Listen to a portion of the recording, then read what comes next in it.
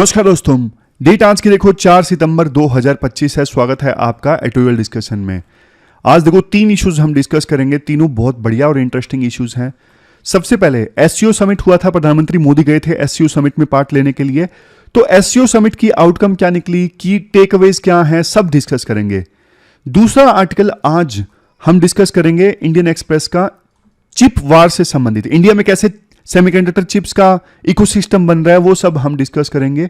और last article तो बहुत इंटरेस्टिंग है, सोशियोलॉजी में भी यूज हो सकता है और जीएस पेपर 1 सोसाइटी में भी यूज हो सकता है। कैसे सिटीज हमसे ना लव और इंचेंटमेंट ये सब चीजें छीन रही हैं। तो अच्छा आर्टिकल है तीसरा, तो काफी ज्यादा। चलिए डिस्कशन स्टार्ट करते हैं। हमारी आज की डिस्कशन में फर्स्ट इंपोर्टेंट आर्टिकल जो एससीओ का समिट हुआ था ना, उसकी आउटकम से संबंधित है। आपने सिलेबस में जीएस पेपर 2 के इस टॉपिक से आर्टिकल को रिलेट कर सकते हो। तो ये एक प्रकार से ना 2-3 आर्टिकल्स का कंपाइलेशन है। मतलब प्रधानमंत्री मोदी एससीओ समिट में हिस्सा लेने के लिए गए, इसकी क्या सिग्निफिकेंस है, क्या आउटकम निकल के आई, मतलब क्या टेक अवेज हैं, सब डिस्कस करेंगे। सबसे पहले आप सिग्निफिकेंस देखिए।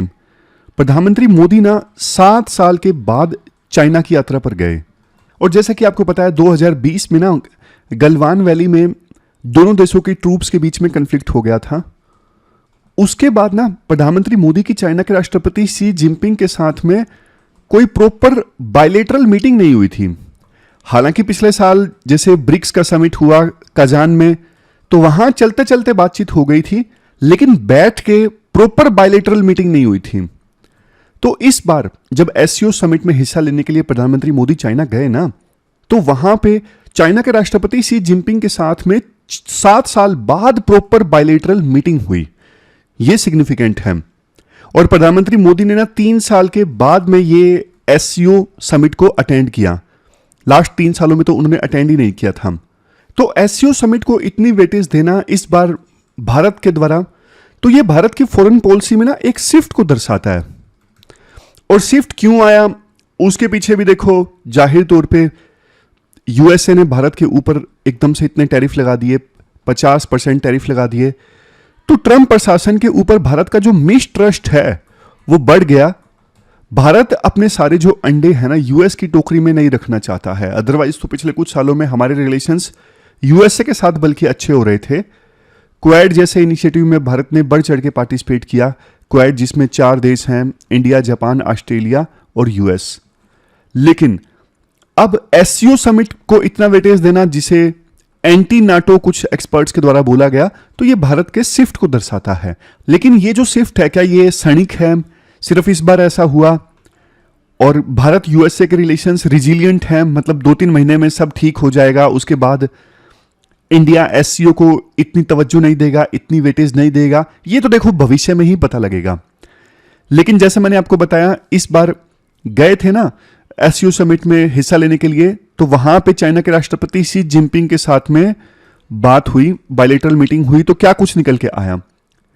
सबसे पहली चीज, दोनों देशों ने ना ये डिसाइड किया कि 2003 में जो स्पेशल रिप्रेजेंटेटिव्स अपॉइंट किए गए थे ना दोनों देशों के द्वारा, ताकि बाउंड्री जो डिस्प्यूट है इसको रिजोल्व किया जा सके, तो अब दोनों देशों के प्रीमियर्स ने यह डिसाइड किया कि इस स्पेशल रिप्रेजेंटेटिव की जो बातचीत है इसको थोड़ा फास्ट ट्रैक किया जाए। मतलब जो बाउंड्री डिस्प्यूट है उसे जल्द से जल्द रिजोल्व किया जाए। फिर देखो यह डिसाइड हुआ डायरेक्ट फ्लाइट्स जो हैं इंडिया और चाइना के बीच में स्टार्ट की जाए, ताकि पीपल टू पीपल जो टाइज हैं वो इंक्रीज हो। वीजा प्रोसेस को थोड़ा और ज्यादा आसान बनाया जाए, इकोनॉमिक टाइज को मजबूत किया जाए। दोनों देशों के बीच में रिश्ते जो हैं, इसके बारे में प्रधानमंत्री मोदी ने यह कहा कि देखो हमें आगे बढ़ना है based on mutual trust, respect and sensitivity. यह प्रधानमंत्री मोदी ने कहा। दूसरी तरफ चाइना के राष्ट्रपति शी जिनपिंग ने यह बोला, ड्रैगन मतलब चाइना और एलिफेंट मतलब इंडिया, दोनों को एक साथ आना चाहिए। ड्रैगन और एलिफेंट को एक साथ आना चाहिए, यह चाइना के राष्ट्रपति शी जिनपिंग ने कहा। तो 1 साल पहले तक देखो ये सब बातें सोचना बहुत मुश्किल था, लेकिन थैंक्स टू यूएसए दोनों देशों के जो रिश्ते हैं थोड़े ठीक हुए। और रिश्ते ठीक करने के चक्कर में ना, बल्कि भारत ने चाइना के सामने कुछ जो हार्ड इश्यूज हैं वो नहीं उठाए।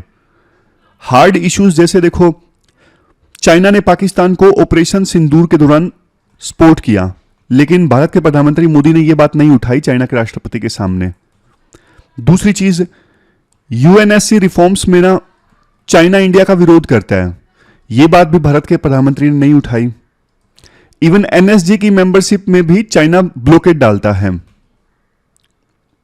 और फिर पाकिस्तानी बेस्ड टेररिस्ट के खिलाफ कई बारी अगर रेजोल्यूशन लाना हो यूएन वगैरह में तो चाइना अपनी वीटो का यूज कर लेता है। तो ये कुछ हार्ड इश्यूज हैं, इंडिया की तरफ से कंसर्न्स हैं, लेकिन इंडिया ने चाइना के राष्ट्रपति के सामने ये इश्यूज नहीं उठाए, क्योंकि अभी एक ऐसी सिचुएशन थी, भारत भी चाहता कि चाइना के सामने थोड़े रिश्ते ठीक किए जाएं। तो अगर ये सब इश्यूज भारत उठाता तो फिर वो पहल जो है रिश्ते ठीक करने वाली, इंप्रूव करने वाली, वो सार्थक नहीं होती, सफल नहीं होती।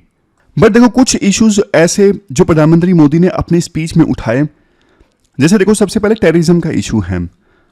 वहां पे ना पाकिस्तान के प्रधानमंत्री शहबाज शरीफ भी बैठे थे, तो उनकी मौजूदगी में प्रधानमंत्री मोदी ने पहलगाम टेरर अटैक का जिक्र किया और कहा कि ये जो अटैक है ना, ये इंसानियत पे अटैक है और एससीओ को ना आतंकवाद पर डबल स्टैंडर्ड्स पूरी तरह से रिजेक्ट करने चाहिए। तो ये सीधा सीधा ना पाकिस्तान को एक डायरेक्ट मैसेज था। तो दूसरे नंबर पे प्रधानमंत्री मोदी ने चाइना को भी सुना दिया।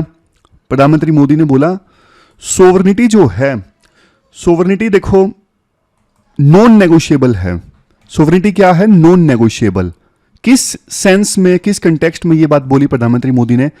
देखो चाइना का जो बेल्ट एंड रोड इनिशिएटिव है, चाइना का बेल्ट एंड रोड इनिशिएटिव वो पीओके से होके गुजरता है, जो भारत का एरिया है पाक अधिकृत कश्मीर से होके गुजरता है। और चाइना ने इंडिया से पूछे बिना, क्योंकि इंडिया के हिसाब से ये हमारा इंटीग्रल पार्ट है, अभी फिलहाल पाकिस्तान के कब्जे में है, तो चाइना को इस एरिया से कोई इनिशिएटिव लॉन्च करना चाहिए था, कोई कनेक्टिविटी प्रोजेक्ट चलाना चाहिए था, तो इंडिया से पूछना चाहिए था। लेकिन चाइना ने नहीं पूछा।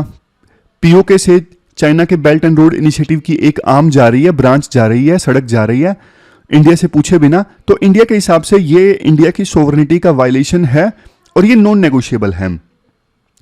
मतलब प्रधानमंत्री मोदी ने साफ साफ ये बात बोली कि अगर देखो ऐसा कनेक्टिविटी प्रोजेक्ट जो किसी देश की सोवरेनिटी को वायलेट करे वो नॉन नेगोशिएबल है, इससे ट्रस्ट भी खत्म होता है। तो बीआरआई पे, चाइना के बेल्ट एंड रोड इनिशिएटिव पे प्रधानमंत्री मोदी ने अपना स्टैंड बिल्कुल क्लियर कर दिया कि ये हमारी सोवरेनिटी को वायलेट करता है। तीसरी चीज, छबार पोर्ट, ये देखो ईरान में है और इंडिया ने इसे डेवलप किया है। तो ये जो पोर्ट है ना, एक रास्ता है पाकिस्तान को बाईपास करके अफगानिस्तान और सेंट्रल एशिया में जाने का, ये एक बहुत बढ़िया रास्ता है। तो प्रधानमंत्री मोदी ने ना छबार पोर्ट को, क्योंकि ईरान भी था इस समिट में, प्रधानमंत्री मोदी ने छबार पोर्ट को एक एक्सेसिबल, रिलायबल और एफिशिएंट गेटवे के रूप में प्रेजेंट किया। तो ये एक प्रकार से ना पाकिस्तान के ग्वादार पोर्ट का अल्टरनेटिव है। छबार पोर्ट को एक बढ़िया गेटवे के रूप में प्रेजेंट करना, ये इंडिया के ना कंस्ट्रक्टिव एजेंडा का हिस्सा था कि देखो इंडिया किस प्रकार से डेवलपमेंट चाहता है, एससीओ मेंबर कंट्रीज में भी इंडिया डेवलपमेंट कर रहा है। तो इंडिया का जो विजन था ना एससीओ के लिए, वो 3 पिलर्स पे है, ऐसा प्रधानमंत्री मोदी ने बोला। पहला एस फॉर सिक्योरिटी, यानी सुरक्षा के बिना विकास नहीं हो सकता। दूसरा सी यानी कनेक्टिविटी, अफगानिस्तान और सेंट्रल एशिया के लिए बेहतर कनेक्टिविटी की बात प्रधानमंत्री मोदी ने कही। और सबसे लास्ट में है ओ मतलब अपॉर्चुनिटी, यानी एससीओ मेंबर कंट्रीज में नई अपॉर्चुनिटीज क्रिएट करना। तो ये 3 पिलर्स ये जरूर लिखिएगा। एससीओ की जब बात आए ना, तो प्रधानमंत्री मोदी ने अपनी स्पीच में इन 3 पिलर्स की बात कही, S for security, C for connectivity, O for opportunity. इसके अलावा उन्होंने ना एक सिविलाइजेशनल डायलॉग की बात कही। मतलब प्रधानमंत्री मोदी ने यह सजेशन किया कि एक सिविलाइजेशन फोरम हमें बनाना चाहिए, सिविलाइजेशन डायलॉग फोरम। इस सिविलाइजेशनल डायलॉग फोरम में क्या होगा, ताकि देखो एससीओ देशों की जो एंशिएंट सिविलाइजेशन या फिर आर्ट है, कल्चर है एससीओ के मेंबर कंट्रीज का, उसे दुनिया के सामने लाया जा सके। इसमें देखो जैसे शेयर्ड बुद्धिस्ट हेरिटेज है, कुछ बुद्धिस्ट साइट्स अफगानिस्तान में भी हैं, कुछ पाकिस्तान में होंगी, कुछ ईरान में होंगी। तो शेयर्ड बुद्धिस्ट हेरिटेज जो है एससीओ मेंबर कंट्रीज की, फॉर एग्जांपल, इसे दुनिया के सामने प्रेजेंट किया जाए, ये सब होगा सिविलाइजेशनल डायलॉग फॉर्म में। फाइनल आउटकम क्या निकल के आई? फाइनल आउटकम की बात करें एससीओ समिट से, जिसे तियानजिन डिक्लेरेशन कहा जाता है, तियानजिन डिक्लेरेशन। देखो तियानजिन डिक्लेरेशन में ना टेररिज्म को कंडेम किया गया, मतलब जो क्रॉस बॉर्डर मूवमेंट होता है टेररिस्ट का, जैसे पाकिस्तान से इंडिया में टेररिस्ट आते हैं, तो इसको कंडेम किया गया, इसकी निंदा की गई। लेकिन बैलेंस करने के लिए ना, बल्कि बलूचिस्तान में जो अटैक होते हैं उनको भी मेंशन कर दिया गया ताकि पाकिस्तान को भी खुश किया जा सके। इसके अलावा एंटी वेस्ट स्टांस देखने को मिला तियानजिन डिक्लेरेशन में, जैसे गाजा और ईरान पे यूएसए इजराइल के द्वारा जो अटैक किए गए ना, उनके खिलाफ एससीओ ने कॉमन स्टैंड लिया। हालांकि इंडिया भी इसमें शामिल हुआ, बट इंडिया ने ना बेल्ट एंड रोड इनिशिएटिव वाले पैराग्राफ को सपोर्ट नहीं किया। यह दिखाता है कि इंडिया अपने कोर इश्यूज पे कभी कॉम्प्रोमाइज नहीं करेगा। इसके अलावा देखो प्रधानमंत्री मोदी ने ना एससीओ प्लस जो समिट था ना उसको स्किप कर दिया। ये एससीओ प्लस समिट क्या है? एससीओ समिट तो आपको पता है। चलो एससीओ प्लस समिट में क्या होता है? एससीओ प्लस समिट में देखो कुछ दूसरे देश भी आते हैं। एससीओ मेंबर कंट्रीज के अलावा ना कुछ दूसरे ग्लोबल साउथ के देश भी आते हैं हिस्सा लेने के लिए, आपस में बातचीत होती है। तो प्रधानमंत्री मोदी इससे एससीओ प्लस समिट में जाते तो कुछ और ग्लोबल साउथ के देशों के साथ में बातचीत का मौका मिलता, लेकिन प्रधानमंत्री मोदी ने इस एससीओ प्लस समिट को मिस किया। इससे पता लगता है कि भारत का फोकस सिर्फ चाइना और रशिया पे था, इसीलिए प्रधानमंत्री मोदी एससीओ समिट में हिस्सा लेने के लिए गए थे। रीजनल कोऑपरेशन उनकी प्रायोरिटी होती तो वो एससीओ प्लस के लिए भी रुकते। कुछ और छोटी छोटी चीजें जो लिखने के काम आ सकती हैं आंसर में इस समिट के आउटकम से संबंधित। तियानजिन डिक्लेरेशन, ये तो हमने डिस्कस कर लिया। प्री में भी मान लीजिए पूछ लिया जाए तियानजिन डिक्लेरेशन कौन से ऑर्गेनाइजेशन से रिलेटेड है? एससीओ। इसके अलावा देखो एससीओ डेवलपमेंट स्ट्रेटेजी 2026 से 2035 इसको अडॉप्ट किया गया। प्रोग्राम ऑन काउंटरिंग एक्सट्रीमिज्म 2026 से 2030 इसे अडॉप्ट किया गया। एनर्जी कोऑपरेशन रोड मैप 2030 भी अडॉप्ट किया गया। इसके अलावा SCO anti drug centre Russia में स्टैब्लिश किया जाएगा ड्रग से निपटने के लिए। Universal centre for countering security threats ये भी स्टैब्लिश किया जाएगा। लाओस डायलॉग पार्टनर बन गया। सीआईएस को ऑब्जर्वर स्टेटस दे दिया गया। अगला जो चेयर होगा किर्गिस्तान होगा एससीओ का। एनर्जी कोऑपरेशन में अब चाइना ने इतने पैसे देने का वादा किया है, वो हमारे लिए इंपॉर्टेंट नहीं है। हाँ, चाइना के राष्ट्रपति ने एक एससीओ डेवलपमेंट बैंक बनाने का प्रपोजल रखा है, अभी इसे अप्रूवल नहीं मिला है। एक एससीओ एआई कोऑपरेशन एग्रीमेंट भी साइन हुआ है ताकि एआई पे एससीओ मेंबर कंट्रीज कोऑपरेट कर सके। इंडिया का स्टैंड ये रहा, सभी देशों को इक्वल राइट्स होना चाहिए एआई डेवलप करने का, एआई यूज करने का। सिर्फ बिग पावर्स के पास में एआई की पावर नहीं होनी चाहिए। फिर ये पहलगाम टेरर अटैक को कंडेम किया गया, ये सब तो हमने डिस्कस किया ही। तो ये एक प्रकार से एससीओ समिट की आउटकम के बारे में हमने चीजें डिस्कस की। अब चलते हैं आगे। इसके बाद नेक्स्ट आर्टिकल देखो shaping the future chip by chip से संबंधित है। इसमें देखो थोड़ा ना एनालिसिस कम है क्योंकि ये आर्टिकल जो है वो मिनिस्टर के द्वारा लिखा गया है, अश्वनी वैष्णव के द्वारा, तो जाहिर तौर पे वो अच्छी अच्छी बातें लिखेंगे, लेकिन फिर भी आंसर्स के लिए काफी काम की बातें हैं। शुरुआत में इंट्रोडक्शन में वैष्णव जी ये बोलते हैं, पहले देखो कंप्यूटर्स का साइज ना बहुत बड़ा बड़ा हुआ करता था, मतलब एक कमरे जितने बड़े कंप्यूटर हुआ करते थे और वो चलते थे हजारों वैक्यूम ट्यूब से। किससे चलते थे? हजारों वैक्यूम ट्यूब से कंप्यूटर चला करते थे। और ये दिखते कैसे थे? बड़े टेलीफोन एक्सचेंज जैसे दिखते थे। और उससे कहीं ज्यादा पावर आज आपके नाखून जितने चिप्स में होती है। ये टाइम आ गया है और ये ऑन ऑफ स्विच की तरह काम करते हैं। और देखो यही है सेमीकंडक्टर्स का जादू। सेमीकंडक्टर क्या है? जैसे देखो एक देश के लिए ना स्टील, पावर, टेलीकॉम ये सब चीजें जरूरी है, वैसे ही डिजिटल इकोनॉमी के लिए ना सेमीकंडक्टर एक फाउंडेशन का काम करते हैं।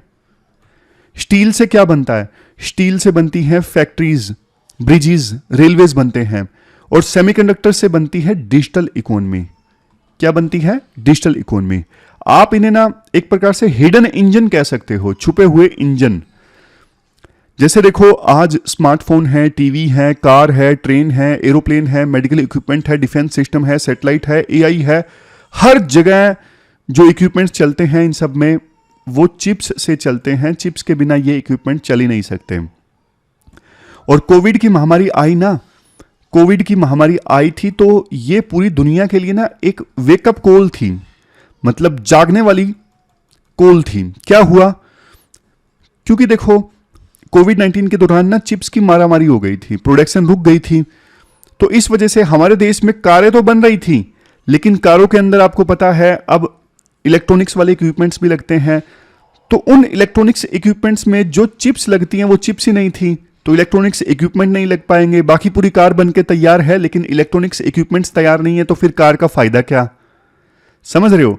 तो मतलब कोविड की महामारी के दौरान चिप्स का जो इंपोर्ट है हमारे देश में नहीं हो, उसका कंज्यूमर इलेक्ट्रॉनिक्स का प्रोडक्शन स्लो हो गया और पूरी दुनिया ने दिखा दिया कि चिप्स की सप्लाई के लिए ना आप दूसरे देशों पर डिपेंड नहीं हो सकते, आपके खुद के देश में ये बननी चाहिए।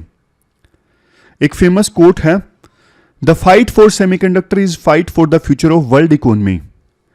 मतलब आज सेमीकंडक्टर के लिए जो फाइट है ना, ये सेमीकंडक्टर के लिए फाइट नहीं है, ये वर्ल्ड इकोनॉमी पे कब्जा करने के लिए फाइट है। आज अगर आप पूछोगे कि सबसे ज्यादा जो चिप्स हैं वो कहां पे बनती हैं, ताइवान में बनती हैं। ताइवान में कंपनी है TSMC। इसके अलावा साउथ कोरिया में सैमसंग कंपनी बनाती है। सबसे ज़्यादा जो चिप्स हैं वो यहाँ बनती हैं।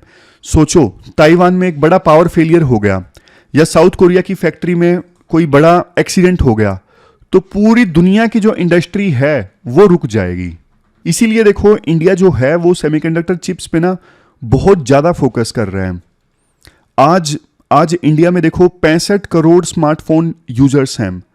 हमारी जो इलेक्ट्रॉनिक्स मैन्युफैक्चरिंग है वो देखो 12 लाख करोड़ तक पहुंच गई है। कितनी? 12 लाख करोड़ तक। हम AI system, data centre, electric vehicle सब बना रहे हैं। बट इन सब के लिए क्या चाहिए? इन सब के लिए चाहिए बहुत सारी सेमीकंडक्टर चिप्स। और हम दूसरे देशों के ऊपर डिपेंड नहीं हो सकते इन चिप्स के लिए। सेमीकंडक्टर चिप्स की जो मार्केट है 2026 तक हमारे देश में हो जाएगी $64 बिलियन। दूसरे देशों से इंपोर्ट करते रहे तो सोच के देखो कितना पैसा हमारे देश से दूसरे देशों में जाएगा, ताइवान में जाएगा और साउथ कोरिया में जाएगा। तो इसीलिए अब इंडिया ना नरेटिव बदलने की कोशिश कर रहा है। ऐसा नहीं है कि पहले इंडिया ने सेमीकंडक्टर चिप्स बनाने की कोशिश नहीं की, लेकिन देखो इंडिया के प्रयास सफल नहीं हो उसके, और इंडिया के बारे में यह बोला गया कि इंडिया ने अब बस मिस कर दी है, अब इंडिया सेमीकंडक्टर चिप्स नहीं बना सकेगा। बात देखो 1980s की है।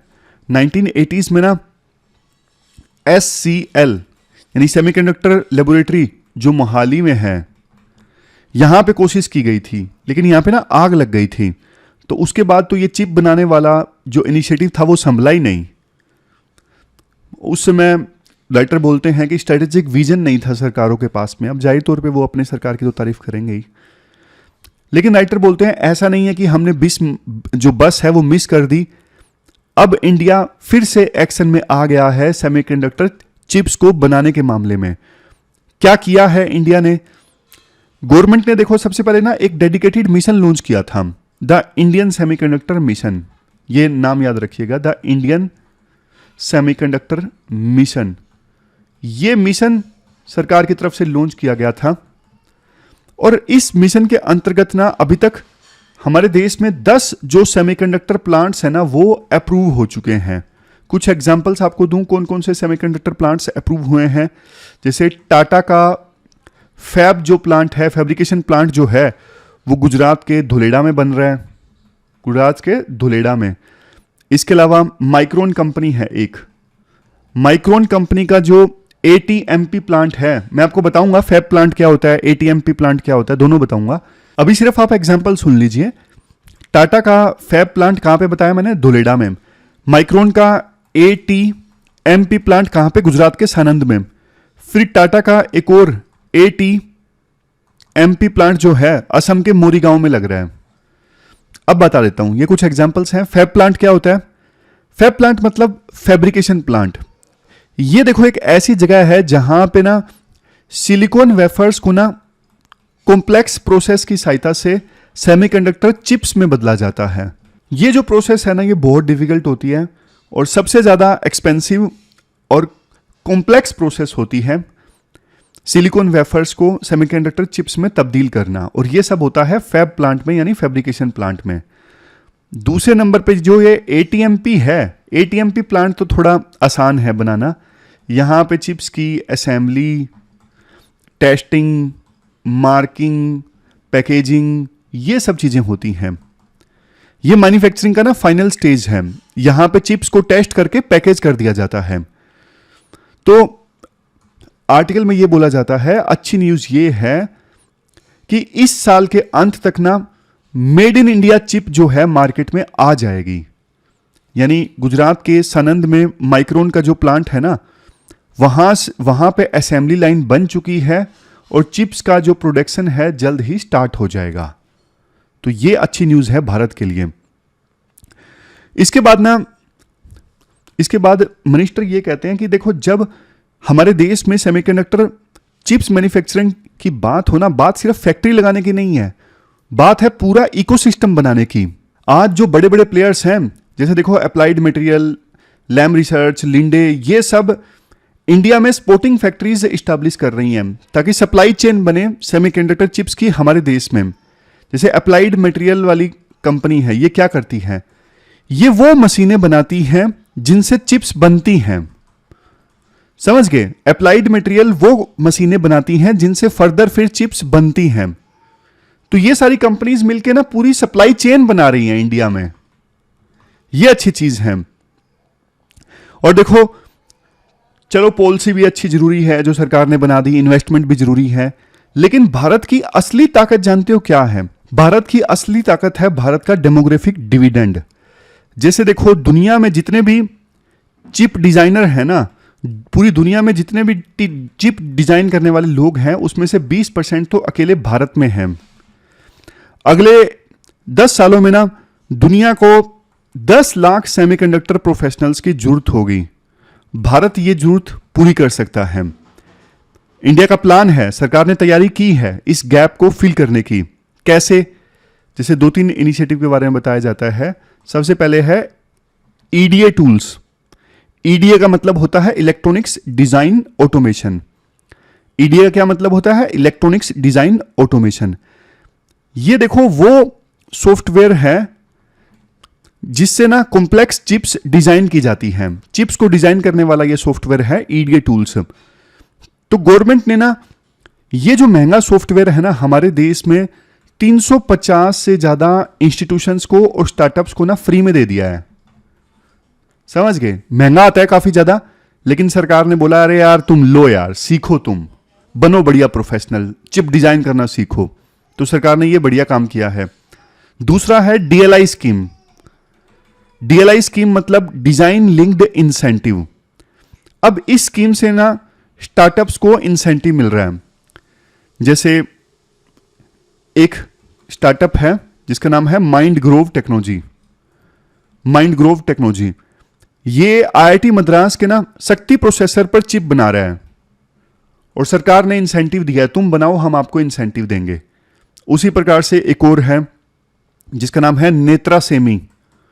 नेत्रा सेमी को तो 107 करोड़ तक की फंडिंग मिली है। ये भी चिप डिजाइनिंग पे काम कर रही है कंपनी। तो मतलब सरकार ने ना सीधा सीधा बोल दिया डिजाइन लिंक्ड इंसेंटिव, तुम डिजाइन करो हम आपको इंसेंटिव देंगे।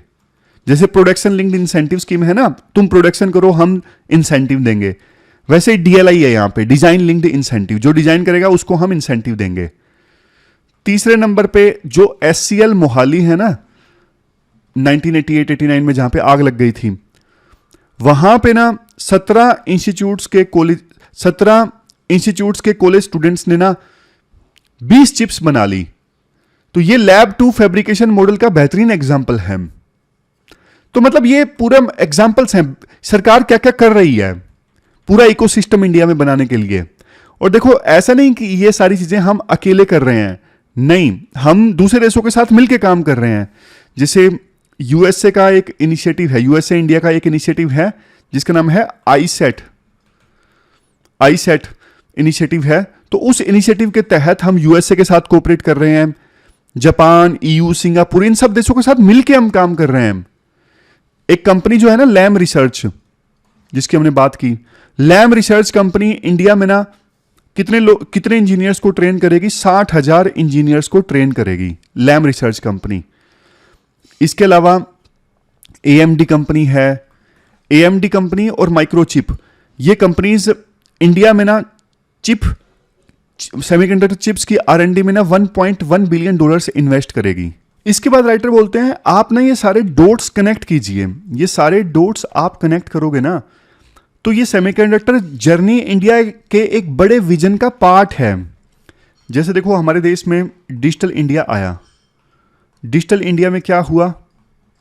आधार, यूपीआई जैसे जो टूल्स आए ना, इन्होंने हमारे देश में डिजिटल इंफ्रास्ट्रक्चर की बहुत बड़ी नींव रख दी और इससे टेक्नोलॉजी ना हर इंडियन तक पहुंची, डिमांड क्रिएट हुई। आप दूसरे नंबर पे मेक इन इंडिया देखिए, मेक इन इंडिया में इलेक्ट्रॉनिक्स प्रोडक्शन इंक्रीज हो गया। अब तीसरे नंबर पे है ये सेमिकॉन इंडिया। सेमिकॉन इंडिया के तहत ना हम कोर कंपोनेंट्स यानी सेमीकंडक्टर्स भी अब देश में बनाने लगे हैं। मतलब हमारा अल्टीमेट गोल देखो ये है, हमें बनना है प्रोडक्ट नेशन। क्या बनना है? इंडिया को बनना है प्रोडक्ट नेशन, सिर्फ सर्विस प्रोवाइडर नहीं बनना है। हम चाहते हैं कि दुनिया सिर्फ हमारी सर्विसेज का लाभ नहीं ना ले, हमारे जो हाईटेक प्रोडक्ट्स हैं वो दुनिया में बिकें। तो सेमीकंडक्टर चिप्स की मैन्युफैक्चरिंग पे हम काम कर रहे हैं ना, तो उसी विजन के साथ में हम काम कर रहे हैं ताकि सेमीकंडक्टर चिप्स की डिजाइनिंग से लेके मैन्युफैक्चरिंग, पैकेजिंग सब इंडिया में हो। और इसमें हम सफल भी हो रहे हैं। इसका सबसे बड़ा सबूत जानते हो क्या है? Semicon India summit. Semicon India summit 2025 में आयोजित हुआ और 48 देशों से ना 500 से ज्यादा ग्लोबल लीडर्स इस समिट में हिस्सा लेने के लिए आए। पिछले साल सिर्फ 100 लीडर्स आए थे, इस बार 500 लीडर्स आए। तो यह दिखाता है कि दुनिया भारत को कैसे देख रही है। तो ये पूरा आर्टिकल हमने डिस्कस किया चिप मैन्युफैक्चरिंग के इकोसिस्टम से संबंधित। चलते हैं आगे। इसके बाद देखो इंडियन एक्सप्रेस का ये बढ़िया आर्टिकल है, सिटीज में लव एंड इंचेंटमेंट के अभाव से संबंधित। आप ना सिलेबस में जीएस पेपर 1 में जो सोसाइटी है ना, वहां से इस आर्टिकल को रिलेट कर सकते हो। सबसे पहले ना आर्टिकल में एक पैराडॉक्स की बात की जाती है, अर्बन पैराडॉक्स की। क्या है ये पैराडॉक्स? देखो वैसे ना शहर हमें बहुत कुछ देते हैं। क्या देते हैं? अच्छे स्कूल्स, अच्छे कॉलेजेस, अच्छे हॉस्पिटल्स, बहुत कुछ देते हैं शहर हमें। वाइब्रेंट कल्चरल सेंटर होते हैं शहर, हमें जिंदा रखते हैं इंटेलेक्चुअली, कुछ भी डिस्कस कर पाते हैं हम शहरों में। दूसरी तरफ देखो शहरों में ना एक अजीब सा दर्द है, एक एग्जिस्टेंशियल एंग्विश है शहरों में, मतलब अस्तित्व का संकट है। शहरों में देखो जो हाई राइज बिल्डिंग्स हैं, इसके अलावा गेटेड कम्युनिटीज हैं, सड़कों पे इतने ज्यादा कारों का शोर है, ये सब चीजें ना स्ट्रेस देती हैं। ये पैराडॉक्स है। एक तरफ शहर बहुत कुछ देता है लेकिन बहुत कुछ लेता भी है। अब एक एक करके इश्यूज डिस्कस करते हैं राइटर। जैसे सबसे पहले है culture of segregation. Culture of segregation, इसमें क्या आएगा? देखो आप ना देखोगे आजकल ना शहरों में गेटेड कम्युनिटीज का कल्चर बहुत ज्यादा आ गया है। खास करके अमीर जो इलाके होते हैं ना, वहां पे आपको ना पूरी गेटेड सोसाइटी देखने को मिलेगी। वहां पे अंदर जाने के लिए गेट से गुजरना पड़ता है और गेट पे गार्ड बैठा होता है। तो ये गेट क्यों लगे होते हैं? ये ना आम लोगों को दूर रखने के लिए होते हैं। राइटर इन्हें नाम देते हैं आइलैंड ऑफ प्रिविलेज। खास करके जो अमीर लोग हैं ना, वो चाहते हैं कि दूसरे बाहरी लोग हमारी दुनिया में ना आए। इन गेटेड सोसाइटीज में आप देखोगे हर तरफ कैमरास देखने को मिलेंगे। तो ये क्या है? ये कल्चर ऑफ सर्विलियंस है। हर जगह कैमरा, हर जगह सिक्योरिटी आर्ट्स, यानी आउटसाइडर की एंट्री पूरी तरह से बंद। तो ये गेटेड सोसाइटीज ना क्लास सिंबल को दर्शाते हैं। ये जो गेटेड सोसाइटीज हैं या फिर बड़ी बड़ी जो बिल्डिंग्स हैं, इनमें आप देखोगे लोगों में ना लोनलीनेस और डिस्क्रिमिनेशन काफी ज्यादा है। जैसे हाई राइज बिल्डिंग्स में ना जो मेड सर्वेंट वगैरह हैं उनके जाने के लिए अलग से लिफ्ट होती है। यह आर्टिकल 15 का भी उल्लंघन है कि आप बाकी लोगों की लिफ्ट से नहीं जा सकते, आपके लिए अलग लिफ्ट है, सॉरी गिफ्ट कह रहा हूं। और आयरनी ये है, इन गेटेड सोसाइटीज में, बिल्डिंग्स में लोग आपस में बहुत कम बात करते हैं। रिजल्ट क्या? अकेलापन। 2021 की एक स्टडी है जिसमें यह बोला गया कि अर्बन एरियाज में ना 40% से ज्यादा जो भारतीय हैं ना वो अकेलापन फील करते हैं। तो ये सबसे बड़ी दिक्कत है। फिर इसके बाद राइटर इशू उठाते हैं, cities are hostile to pedestrians. मतलब आप देखोगे फुटपाथ बचा ही नहीं है शहरों में। फुटपाथ पे जो लोग चलते हैं, पैदल चलते हैं, इससे कार्बन एमिशन नहीं होता। तो क्लाइमेट चेंज के समय में ये तो बहुत ज्यादा इंपॉर्टेंट है, लेकिन उनके लिए जगह बची ही नहीं है चलने के लिए। फुटपाथ अब फुटपाथ नहीं रहे, वो पार्किंग स्पेस बन गए हैं। वहां पे आपको बाइक खड़ी मिलेंगी, कारें खड़ी मिलेंगी, वो बिजनेस साइट बन गए हैं। वहां पे ठेले वाले आपको मिलेंगे, चाय की दुकानें मिलेंगी, बिजली के खंभे मिलेंगे, ट्रांसफॉर्मर मिलेंगे। नतीजा पैदल चलने वालों के लिए जगह नहीं है। जबकि देखो इंडिया में जो रोड एक्सीडेंट्स की वजह से डेथ होती है ना, 20% तो डेथ तो इन्हीं की होती है, पेडेस्ट्रियन की होती है, यानी पैदल चलने वाले लोगों की होती है। लेकिन इस पे कोई पब्लिक डिबेट नहीं होती। हमारा जो पूरी सिटीज है, पूरे अर्बन एरिया है ना, वहां पे प्रो कार बायस देखने को मिलता है। यानी जो भी डेवलपमेंट हो रहा है ना, कारों के लिए जगह बनाई जा रही है, पेड़ काटे जा रहे हैं, हाईवेज को चौड़ा किया जा रहा है, और सरकार खुद उकसाती है ज्यादा से ज्यादा लोग कार परचेज करें। लेकिन जो लोग पैदल से चलना चाहते हैं, साइकिल से चलना चाहते हैं, उनके लिए कोई इकोसिस्टम नहीं, उन पे कोई ध्यान नहीं देता। समझ गए? प्राइवेट कार कल्चर बहुत ज्यादा है हमारे देश के अर्बन एरियाज में। अकेले दिल्ली में 2.07 मिलियन प्राइवेट कार्स हैं और बेंगलुरु में यह संख्या तो 2.31 मिलियन है। इसका नतीजा क्या? इसका नतीजा देखो, पार्किंग स्पेस के लिए मारामारी, भयंकर मारामारी पार्किंग स्पेस के लिए। फिर लोग आपस में लड़ पड़ते हैं, मतलब उनकी डेली लाइफ का जो गुस्सा है वो पार्किंग लड़ाइयों में तब्दील हो जाता है। उनका जो डेली लाइफ का फ्रस्ट्रेशन है वो पार्किंग फाइट्स में निकल के आता है। तो ये है पूरा सिटीज में क्या कुछ चल रहा है। आज टेक्नोलॉजी की बात कर लीजिए आप, आज लोग आमने सामने बिल्कुल बात करना पसंद नहीं करते। राइटर मेट्रो का एग्जांपल देते हैं, वहां लोग एक दूसरे से आज बात करते ही नहीं है, कोई स्माइल एक्सचेंज नहीं होती। सारे जो लोग हैं अपने स्मार्टफोन में खोए रहते हैं। आप देख लीजिए, जब शुरू में मेट्रो बनी थी तब मोबाइल फोन नहीं थे, मेट्रो में डिस्कशंस होती थी, मुंबई की लोकल्स में डिस्कशन होती थी, लेकिन आज नहीं होती। आज टेक्नोलॉजी ने ऐसा लगता है कि पूरी तरह से ना गुलाम बना लिया है लोगों को। लोग इमोशनली डिस्कनेक्ट हो गए हैं पूरी तरह से आपस में। हम सब एक लोनली क्राउड का पार्ट बन के रह गए हैं, ज़ॉम्बी बन के रह गए हैं।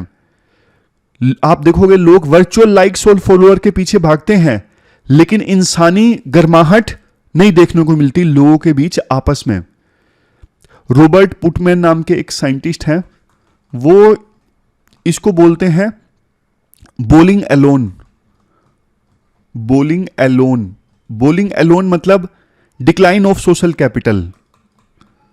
आज जो सोशल नेटवर्क्स है ना, खास करके शहरों में सोशल नेटवर्क्स में वो ट्रस्ट नहीं देखने को मिलता जो पहले हुआ करता था, क्योंकि टेक्नोलॉजी की वजह से ये जो सोशल नेटवर्क्स है ना, ये कमजोर पड़ गए हैं।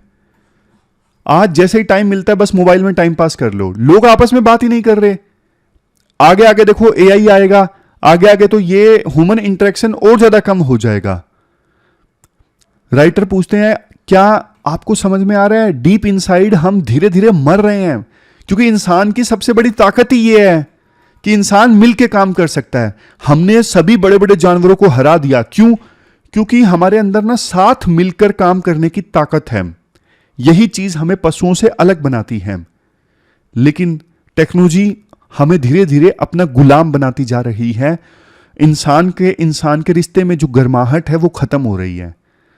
आर्टिकल वैसे देखो सही में आई ओपनिंग है। आई ओपनिंग का मतलब वैसे तो हमें पता ही है ये सब कुछ हो रहा है, लेकिन जिस लैंग्वेज में राइटर इन सब चीजों को बयां करते हैं ना, वो अपने आप में काफी ज्यादा इनलाइटनिंग है। तो ये थी हमारी आज की डिस्कशन। कल मिलते हैं फिर से एक नई डिस्कशन के साथ। तब तक आप अपना ध्यान रखिए, अच्छे से पढ़िए। Thank you very much for discussion.